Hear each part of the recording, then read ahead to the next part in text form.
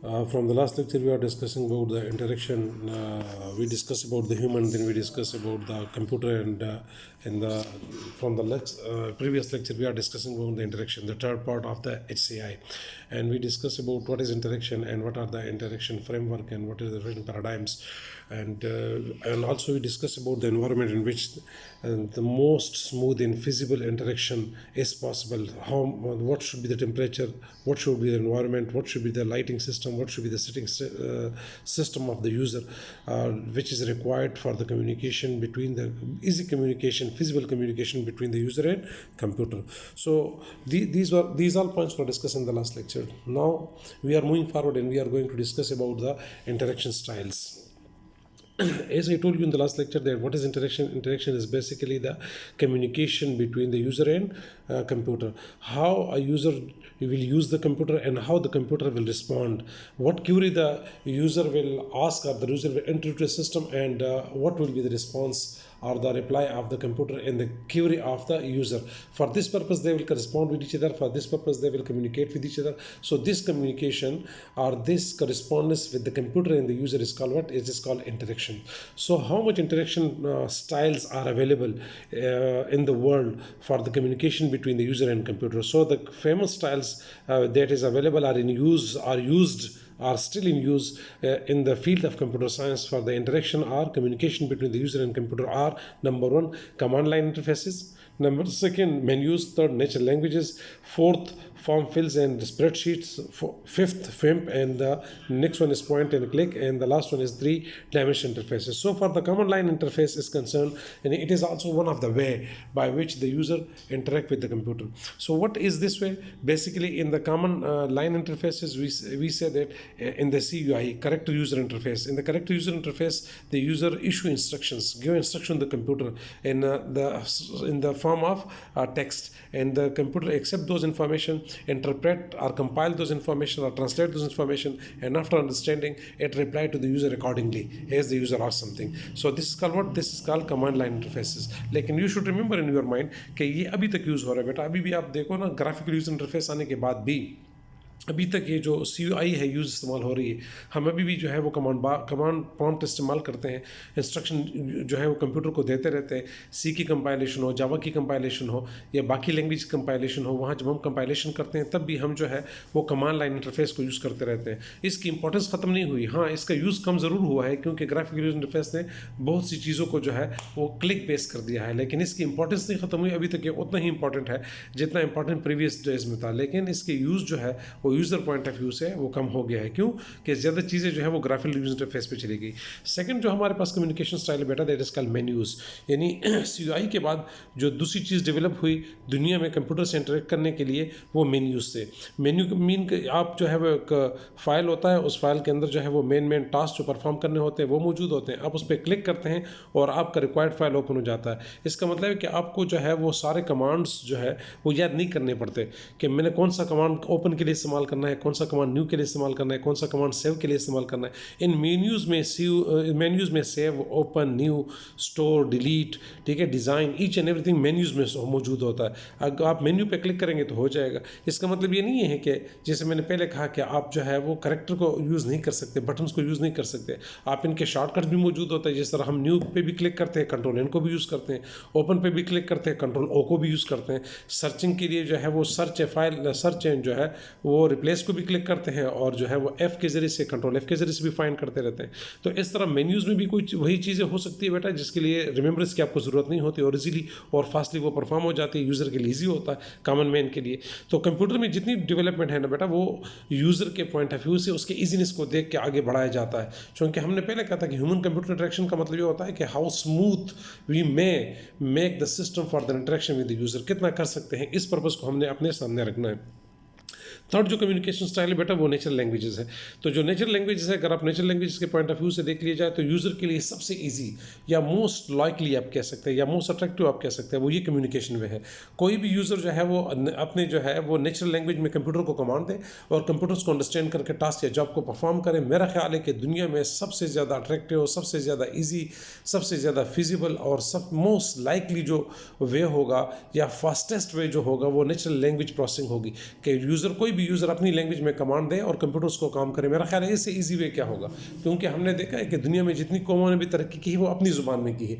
तो अगर आप अपनी ज़ुबान में जो है वो कंप्यूटर को इंस्ट्रक्शन दे के कंप्यूटर आपका काम करता रहेगा, तो मेरा ख्याल है कि आप पहले कोई ज़ुबान सीखते हैं और ज़ुबान की फिर एप्लीकेशन सीखते हैं और फिर उसकी करेक्शन करते हैं, फिर अप्लाई करते हैं, तो इसमें आपकी आधी ज़िंदगी गुजर जाती है। लेकिन अगर आपको कोई लैंग्वेज आती है और अपनी नेचुरल लैंग्वेज है और उस नेचुरल लैंग्वेज में फर्स्ट डे से आप कंप्यूटर को कमांड देना शुरू कर देते हैं, जिस तरह आप हमारे बच्चों को देख लेना, वो बचपन से जो है वो जो हमारी मदर टंग है वो बोलना शुरू कर देते हैं। तो अगर मदर टंग में वो कंप्यूटर के साथ भी इंटरेक्शन करना शुरू कर दे, तो जिस तरह वो ज़ुबान सीखेगा उसी तरह वो कंप्यूटर के साथ इंटरेक्शन भी सीखेगा। तो इसका मतलब ये हो कि उसके लिए ना इंग्लिश सीखने की ज़रूरत है, ना कंप्यूटर ट्रेनिंग की ज़रूरत है, बल्कि वो फर्स्ट डे से वो इंटरेक्शन शुरू करेगा और वो जब बड़ा होता चला जाएगा तो उस तरह एक्सपर्ट भी होता चला जाएगा। तो इसका मतलब ये हुआ कि ये बाकी दुनिया जो इस वक्त हमसे कंप्यूटर में आगे हैं बेटा, उसमें एक मेन चीज़ जो है वो उसकी लैंग्वेज है, कि चूँकि कंप्यूटर उन्होंने अपनी लैंग्वेज में डेवलप किया है और इस वजह से वो उसके साथ इंटरेक्शन भी अपनी लैंग्वेज में करते हैं, इसलिए बहुत ज़्यादा आगे चले गए हैं। हमारे लिए प्रॉब्लम ये है कि हमारी अपनी जो ज़ुबान है वो अलग है, हम उसको पहले ट्रांसलेट करते हैं किसी और ज़ुबान में, फिर उसको अंडरस्टैंड करते हैं, फिर अप्लाई करते हैं, तो हमारा बड़ा टाइम वेस्ट होता है। देयरफॉर ये जो थर्ड इंटरेक्शन स्टाइल है ना बेटा कंप्यूटर का, नेचुरल लैंग्वेजेस, ये बड़ा जो है वो फिजिबल है अगर ये हर कौम अपनी लैंग्वेज में कंप्यूटर के साथ प्रोसेसिंग को फिजिबल बना दे। इसमें काम हो रहा है, नेचुरल लैंग्वेज प्रोसेसर मौजूद होता है, नेचुरल लैंग्वेज सॉफ्टवेयर मौजूद होता है, उसको इंस्टॉल करते हैं, लेकिन अभी तक ये लिमिटेड है खास लैंग्वेजेस तक, जिस तरह कंप्यूटर है या बाकी कुछ लैंग्वेज तक ये लिमिटेड है, सारे लैंग्वेजेस में नहीं है। अगर ये सारे लैंग्वेज में आ जाए तो फिर मजीद जो है ये फिजिबल बन जाएगा और मजीद इसमें काम करना आसान हो जाएगा। ठीक है जी। इसी तरह जो है वो हमारे पास question answer and query dialogues है। हम कंप्यूटर के साथ एक इंटरेक्शन का तरीका ये भी होता है कि कोई फॉर्म है वो हमने फिल कर लिया, वो हमने स्टोर कर लिया और कंप्यूटर उसके मुताबिक हमें रिस्पॉन्स देता है। जिस तरह हम एग्जाम में करते हैं, हम ऑनलाइन एग्जाम देते हैं, ऑनलाइन एग्जाम में हमारे पास पेपर आ जाता है, उस पेपर को फिल करते हैं और सबमिट करते हैं, उसी वक्त हमारा रिजल्ट आ जाता है कि आपने इसमें इतनी ठीक की, इतनी गलत की। इसी तरह हम अगर कंप्यूटर से कुछ पूछते हैं तो हम आस्क क्वेश्चन टाइप कर देते हैं, ठीक है ना जी। उस क्वेश्चन के मुताबिक कंप्यूटर जो है वो अपने नॉलेज बेस में चीज़ें देखते हैं, निकाल के हमें दे देता है। इसकी एग्जांपल आप जो है वो ये ब्राउज़र भी ले लेते हैं कि ब्राउज़र में हम कंप्यूटर से कोई चीज़ आस्क करते हैं, सर्च करते हैं, वो निकाल के हमें दे देता है। तो ये भी कंप्यूटर के साथ इंटरेक्शन का एक वे है, एक स्टाइल है। इसी तरह हमारे पास फॉर्म फिलिंग होती है कि हम अगर किसी जगह पर अप्लाई कर रहे हैं, किस चीज़ के लिए अपनी एलिजिबिलिटी चेक करना चाह रहे हैं, तो हम फॉर्म फिल कर लेते हैं और उस फॉर्म फिलिंग के मुताबिक जो है वो कंप्यूटर हमारा डेटा एक्सेप्ट करता है, हमारी एलिजिबिलिटी को चेक करता है और उसके मुताबिक फिर हमें रिस्पॉन्ड करता है। ठीक है बेटा। तो कंप्यूटर के साथ हमारे डिफरेंट वे से हम कंप्यूटर के साथ इंटरेक्ट करते हैं। इस तरह हम अकाउंटिंग के काम करते हैं, जिस तरह हम एक्सेल यूज़ करते हैं, स्प्रेडशीट यूज़ करते हैं, क्वार्टर प्रो यूज़ करते हैं अकाउंटिंग के लिए। तो कंप्यूटर के साथ हम जितनी भी एडिशन, सब्ट्रैक्शन, परसेंटेज है वो ऑटोमेटिकली कंप्यूटर हमारे लिए कैलकुलेट करता रहता है, हम एंट्री करते रहते हैं, उसके मुताबिक कैलकुलेशन करता रहता है। तो ये फास्टेस्ट वे है कंप्यूटर में काम करने का। ठीक है बेटा। तो ये भी कम्युनिकेशन का वे है। इसी तरह जो है हमारे पास जो है वो विम्प इंटरफेस है बेटा। ठीक है ना। विम्प basically stand for what? Windows, W stand for Windows, I stand for icons, M stand for menus and P stand for pointers. ठीक है बेटा। तो ये हमारे पास अगर हम देख लें तो विम्प इंटरेक्शन में हमारे पास विंडो इस्तेमाल होती है, आइकॉन्स इस्तेमाल होते हैं, मेन्यूज़ भी इस्तेमाल होते हैं, पॉइंटर। जिस तरह हमारी विंडो है इस वक्त, विंडो में ये सारी चीज़ें इस्तेमाल होती है। ठीक है ना बेटा। हम एक विंडो को क्लोज करते हैं, दूसरी ओपन होती है, दूसरा हर चीज़ हमारी विंडो के अंदर मौजूद होती है। यानी ऑपरेटिंग सिस्टम जो विंडो है उस विंडो के अंदर ये विम्प इंटरफेस को यूज़ करके हमारे साथ इंटरेक्शन को पॉसिबल बनाया जाता है। और इस वक्त दुनिया में सबसे ज़्यादा फेमस इंटरेक्शन का स्टाइल भी इस वक्त ये है जो इन यूज़ है। ठीक है बेटा। नेक्स्ट हमारे पास जो स्टाइल है वो पॉइंट एंड क्लिक इंटरफेस है। इस पॉइंट और क्लिक इंटरफेस में हमारे पास ऐसा होता है बेटा कि ऑप्शन मौजूद होते हैं, स्क्रीन पे सारे ऑप्शन डिस्प्ले होते हैं, उन ऑप्शन में से हम किसी ऑप्शन को क्लिक करते हैं। क्लिक करने के बाद वो जो रिक्वायर्ड टास्क और जॉब है वो परफॉर्म होकर हमारे सामने आ जाता है। वो अगर हमारा टास्क वो पूरा करते हैं ठीक है, वरना हम मजीद क्लिकिंग करके आगे बढ़ते रहते हैं। इसकी सिंपल एग्जाम्पल आप मैप लेते हैं कि ये जो हमारा गूगल मैप है, उस गूगल मैप में मैं किसी जो है वो ख़ास लोकेशन मसलन पाकिस्तान पे क्लिक करता हूँ तो पाकिस्तान पहुँच जाता हूँ, पाकिस्तान में क्लिक करता हूँ तो नौशहरा में पहुँच जाता हूँ, नौशहरा पे क्लिक करता हूँ तो अपने लोकेशन पे पहुँच जाता हूँ। इस क्लिक बेस पे मैं अपने सारे काम करता हूँ। तो ये भी एक स्टाइल है इंटरेक्शन का जो कंप्यूटर के साथ इस वक्त इन यूज़ है। थर्ड जो मोस्ट फेमस स्टाइल एक है वो that is called 3 dimensional interfaces.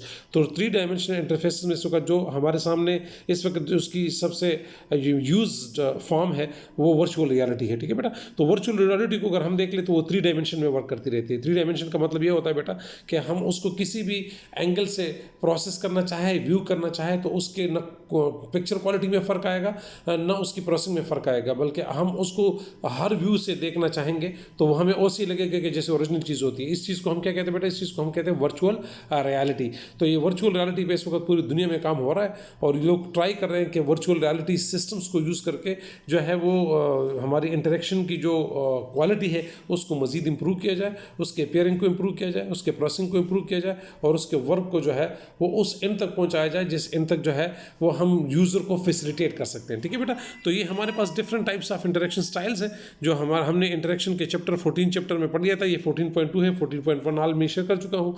ये लेक्चर्स मैंने जैसे आपसे पहले कहा था बेटा इसको आप व्यू करेंगे अपने एग्जाम के बाद, लेकिन चूंकि एग्जाम डिले हो गया इसलिए हम चाहते हैं कि साथ साथ अपने लेक्चर पूरे करते रहें ताकि कोर्स ज़्यादा है, हमारे ऊपर बर्डन भी ना हो और कोर्स भी हमारा कंप्लीट हो जाए। ठीक है बेटा, ओके बेटा, थैंक यू। इस पर कोई क्वेश्चन हो तो आप फिर पुटअप कर लीजिएगा ताकि मैं उसको आंसर कर सकूँ। ठीक है बेटा, थैंक यू वेरी मच।